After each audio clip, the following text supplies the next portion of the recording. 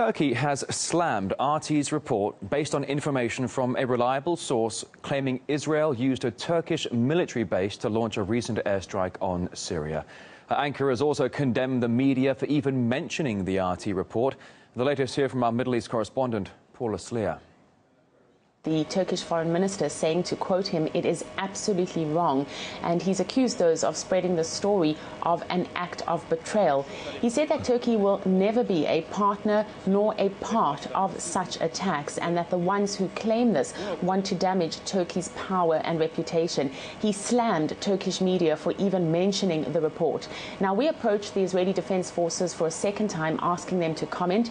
Their reply was that the response has not changed since their earlier answer, and that is that they refuse to comment on the issue. We never got a reply from the Prime Minister's office. There we just received an email response to our request saying that they will not be participating in our broadcast. We also never got a reply from the Foreign Affairs Ministry. A reminder of what we actually know at this stage. A reliable source told RT that Israel used a Turkish military base to help stage the recent airstrike on the Syrian city of Latakia. Now, what we know is that it was a pre-dawn attack. It happened in early July. Latakia is a key Syrian port not far from a Russian base. There were several Syrian troops who were reportedly killed and wounded in that attack.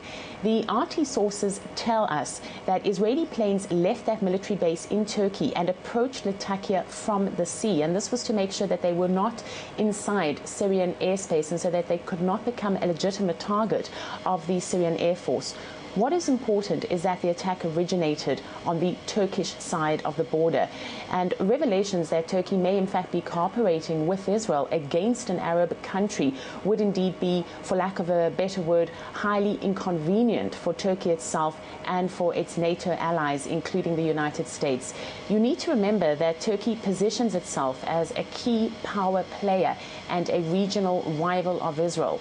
It's also interesting to note that the global mainstream media has largely ignored the RT report. It's continued focusing its attention instead on the conflict inside the country itself and the controversy surrounding the whole question of the use of chemical weapons.